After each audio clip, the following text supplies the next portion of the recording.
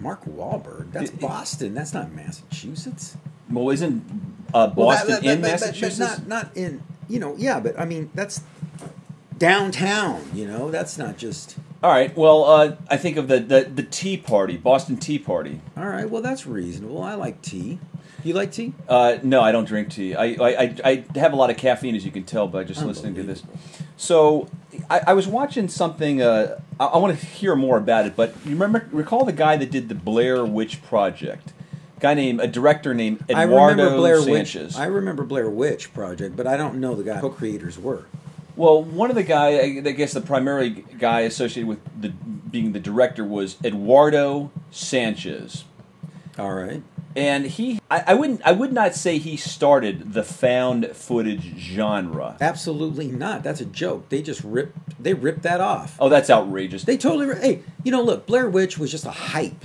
All it was hype. There was nothing there. Now, what preceded that, though, as far as being found footage type of movie? Well, I'm sure there's a lot of movies that preceded that, but I think it was Cannibal Holocaust, which is one of the more famous. Now, it was Italian director Ruggero Deodato who did a bunch of those. He did. I think he did a trilogy. Didn't he get in trouble for some of the footage on that?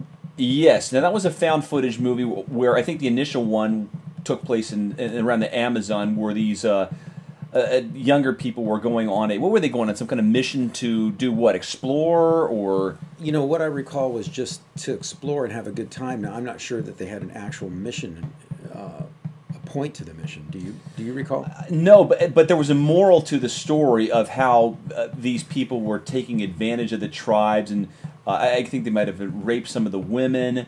And they took it lightly, their culture. They set fire to some of their huts when they were away, or so they got the just.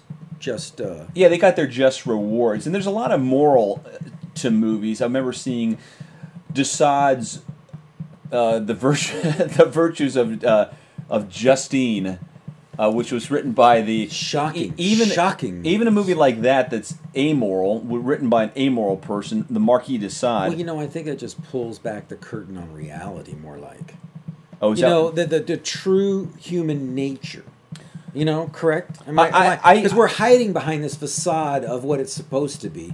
Religion and all these other things and morals and standards. And, we're trying to control a wicked beast. And it's almost near impossible to do. It reminds me of what was said in a book by Christopher Booker, which was the 7 basic plots, where he breaks down all types of stories into 7 different, distinctly different plots. And you start with an archetypal story, which is just, he says, your brain's higher. Break it down. Man's an animal, okay? No, it's true, but we'll talk about it in the next episode, but this relates to Bigfoot movies, and that Eduardo Sanchez is making he's already made a Bigfoot movie, and it's going to be in theaters at some point, it sounds like. I thought the Bobcat had his movie out. What's going on? Everybody's coming out with a Bigfoot movie?